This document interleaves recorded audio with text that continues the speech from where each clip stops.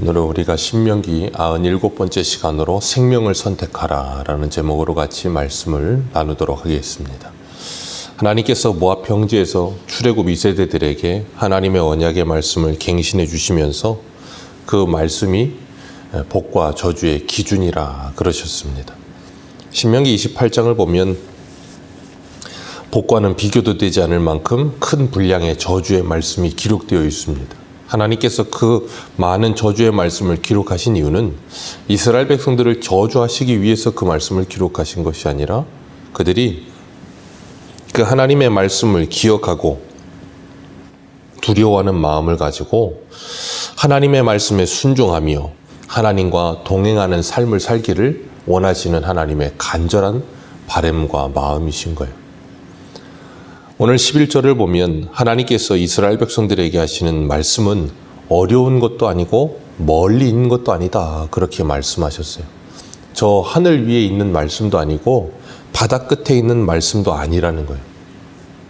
그 하나님의 말씀은 우리의 삶과 동떨어져 있는 멀리 있는 말씀이 아니고 우리의 삶에 실제적이고 그리고 현실적인 말씀을 주신다는 거예요. 그래서 우리가 레위기도 그렇고 신명기도 그렇고 민수기도 그렇고 하나님의 말씀을 우리가 가만히 살펴보면 하나님께서 이런 것까지 말씀하시나 싶을 만한 아주 사소하고 일상적인 것까지도 하나님께서 전부 말씀하십니다.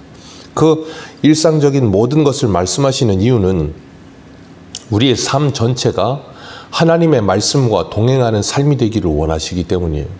그리고 하나님은 그 하나님의 말씀을 통해 우리와 거리가 있는 하나님이 아니라 우리와 함께 하신 하나님이라는 것을 가르치고 계시는 거예요. 그래서 우리는 하나님의 말씀에 순종하는 삶을 살 때 하나님과 동행하는 것이고, 그리고 그 하나님의 말씀은 오늘 말씀에서 말씀하시는 것처럼 우리의 삶의 실제적인 말씀이 되어야지 이 말씀과 내 삶이 동떨어져 있으면 안 된다는 거예요. 그러니까 말씀을 듣고 그 말씀을 읽고 그 말씀을 지켜서 행하는 자, 그 말씀의 삶을 사는 사람, 그것이 우리들에게 하나님이 요구하시는 바예요. 왜 그런가 하면 세상의 모든 종교는 그들이 믿는 신을 인격적으로 대우하지 않고 그 신이 그들의 삶에 실제적으로 어떤 영향을 미치지 않습니다. 생활은 자기의 마음대로 하지만 자기의 소원과 뜻과 목적이 있을 때만 신을 찾아가서 신에게 자신의 도움을 구하죠. 그런데 하나님은, 그리고 기독교는 그런 종교와는 다른 거예요. 하나님과 내가 함께 살아가는 거예요. 일상생활 속에 그 하나님을 의지하고 그 하나님과 교제하면서 그 하나님과 친밀해지면서, 그러니까 매일의 삶 속에서 우리가 말씀을 읽고 그 말씀을 따라 순종하며 살고 하나님과 함께 할 때 얼마나 친밀해지겠어요. 하나님은 우리가 그렇게 하나님과 가까워지기를 원하시는 거예요.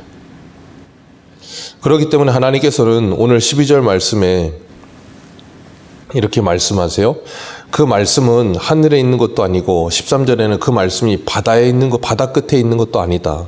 그 말씀은 매우 가까워서 너희의 입에 있고 마음에 있다라고 말씀하세요. 하나님의 말씀이 입에 있다는 것은 그 말씀이 너무나도 우리와 가까이 있다는 거예요. 그래서 그 말씀을 읽을 수 있다는 거예요. 오늘 우리들에게 하나님의 말씀은 너무나도 가까워서 누구나 예수를 믿는 사람이라면 그 집에 성경책은 다 있습니다. 그리고 교회에도 성경책이 비치되어 있습니다.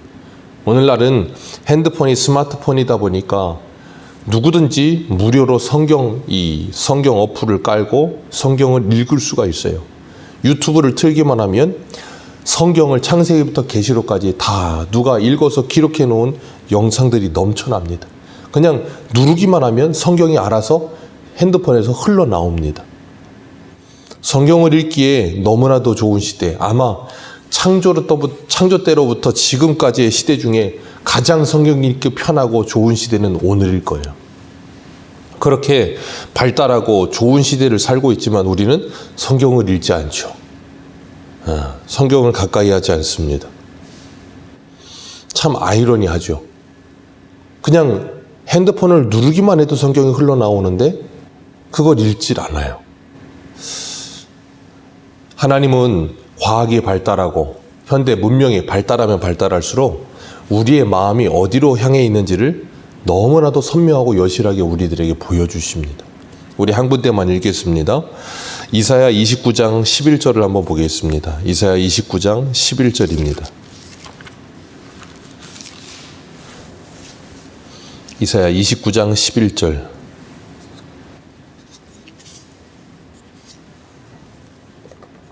같이 읽겠습니다. 11절부터 13절입니다. 시작.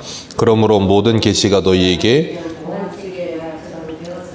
그것을 글 아는 자에게 주며 이르기를 그대에게 청하노니 이를 읽으라 하면 그가 대답하기를 그것이 봉해졌으니 나는 못 읽겠노라 할 것이요 또 그 책을 그를 모르는 자에게 주며 이르기를 그대에게 청하노니 이를 읽으라 하면 그가 대답하기를 나는 그를 모른다 할 것이니라. 주께서 이르시되 이 백성이 입으로는 나를 가까이하며 입술로는 나를 공경하나 그들의 마음은 내게서 멀리 떠났나니 그들이 나를 경외함은 사람의 계명으로 가르침을 받았을 뿐이라. 아멘. 이사야 시대에도 마찬가지였어요. 하나님께서 이 글 아는 자에게 이 말씀을 주었더니 그들에게는 모든 계시가 봉한 책처럼, 봉한 책의 말처럼, 마치 열린 책이 아니라 닫힌 책인처럼 너무나 어려운 말씀처럼 보인다는 거예요. 그래서 글 아는 자에게 주면 이 책이 봉함해져서 나는 읽지 못한다 하고, 글을 모르는 사람에게 읽으라고 하면 나는 글을 모른다 한다는 거예요. 그러니까 글을 아는 사람이든 글을 모르는 사람이든 하나님의 말씀을 읽으라고 하면 뭐부터 되는 거예요? 핑계부터 되는 거예요. 이래서 못 읽고 저래서 못 읽고 나는 못한다. 그러니까 13절에 하나님께서 이렇게 말씀하세요. 이 백성이 입으로는 나를 가까이하며 입술로는 나를 공경하나 그 마음은 내게서 멀리 떠났도다. 다른 무엇이 없는 게 아니라 마음이 없다는 거예요.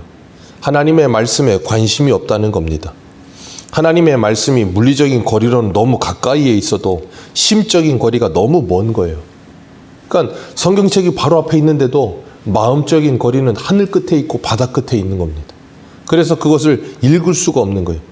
그러니 1년이 가도 성경책을 한 번도 펴보지 않는 사람도 얼마나 많은지 몰라요.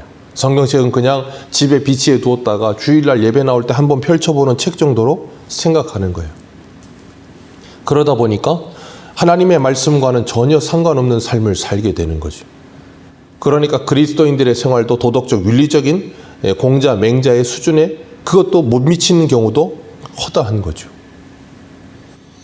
그러다 보니까 하나님의 말씀에는 관심이 1도 없고 세상 것에만 관심이 많은 거예요. 그러니 어떻게 하나님과 동행하겠습니까? 그 마음에 어떻게 하나님의 마음이 임하겠어요?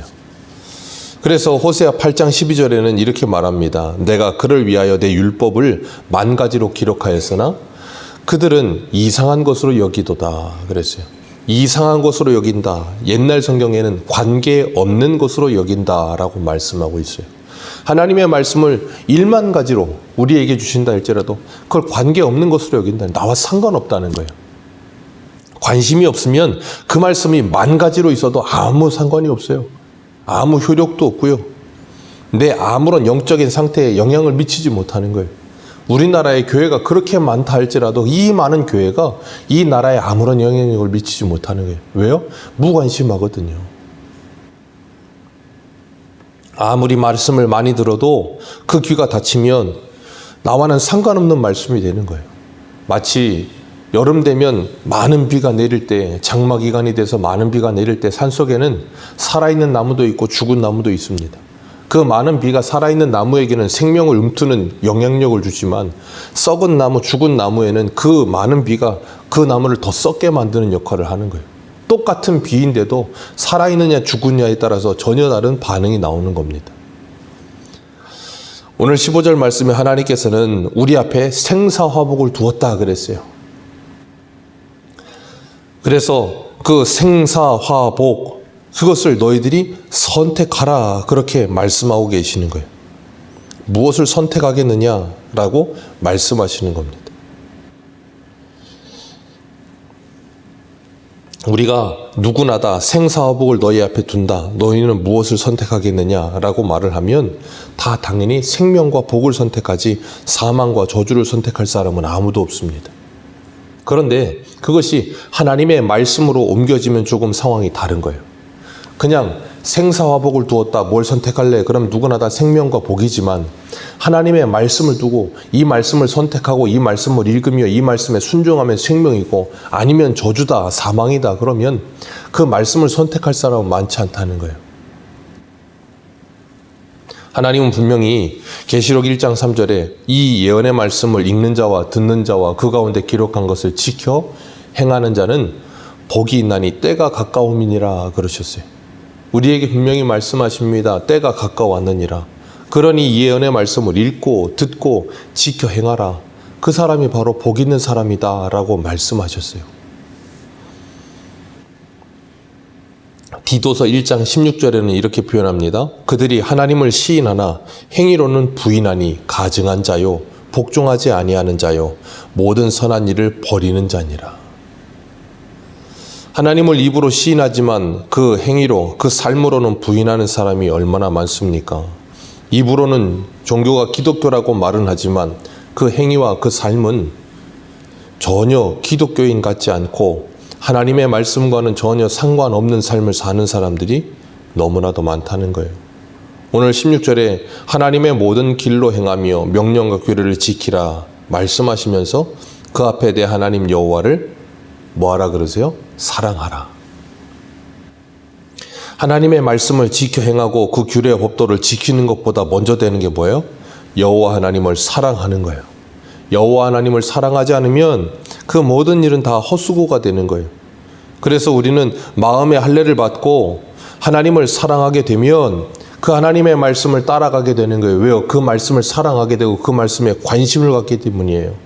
그게 바로 새 사람입니다. 그러니까 우리가 성령으로 말미암아 새 사람이 되기 전에는 이 말씀에 관심이라는 게 생기지 않는 거예요. 이 말씀을 사모하거나 사랑할 수가 없는 거예요. 왜요? 이 세상에 관심이 있고 세상을 사랑하기 때문인 거예요. 그렇기 때문에 하나님께서 우리들에게 하나님의 말씀을 사랑하고 그 말씀을 따라 사는 자에게는 하나님의 언약의 땅을 차지하고 번성하며 그들이 장수할 것이다. 그렇게 말씀하시는 거예요. 그러나 그들이 그 말씀을 사랑하지 않고 그 말씀에서 돌이켜서 하나님의 말씀을 의지하지 않으면 그들은 반드시 18절 말씀에 뭐라 그러세요? 망할 것이라. 반드시 망할 것이라. 그러니 17절은 뭐라 그러세요? 마음을 돌이켜 듣지 아니하고 유혹을 받아 다른 신을 섬기고 절하면 그걸 에베소서 6장에서 뭐라 그랬어요? 사단의 관계. 그 사단의 관계를 우리들이 이겨내기 위해서 뭘 입으라고요? 하나님의 전신갑주를 입으라. 그래야만 마음이 돌이켜지지 않고 하나님의 말씀을 듣는다는 거예요. 그러지 않으면 그 사단의 관계에 따라서 사단의 말을 듣게 되는 거예요. 그게 하와예요. 하나님의 말씀이 분명히 떨어졌고 그 말씀을 들었음에도 불구하고 사단의 말을 듣고 나니까 하나님의 말씀이 들리지도 않고 기억나지도 않는 거예요. 우리가 어저께도 살펴봤지만 그 말씀이 언제서야 기억이 나요? 그 바벨론에 끌려가서 고생하고 고통 가운데 있을 때 그 마음에서 그 말씀이 기억난다 그랬어요.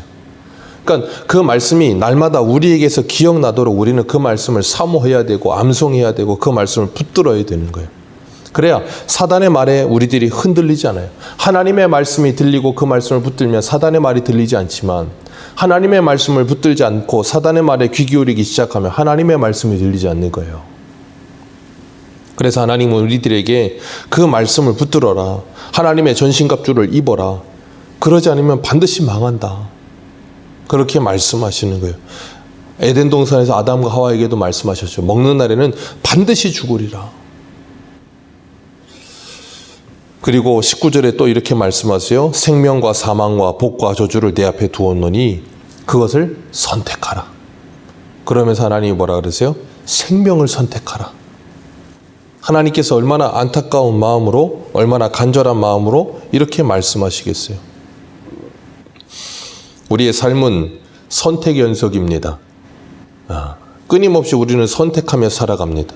그 모든 선택의 순간마다 그 선택의 기준이 하나님의 말씀이 되시고 늘 하나님을 기쁘시게 하는 삶을 살기 위해 먹든지 마시든지 무엇을 하든지 하나님의 영광을 위한 선택을 할 수 있는 우리들이 되기를 축복합니다. 내 이익이 선택의 기준이 되지 않고 내 감정과 기분이 선택의 기준이 되지 않고 그것을 배제하고 이것이 하나님을 기쁘시게 하는 것인가? 이것이 하나님이 보시기에 좋았더라 하시는 선택인가? 늘 분별력 있는 삶을 살아가시기를 축복합니다. 기도하겠습니다.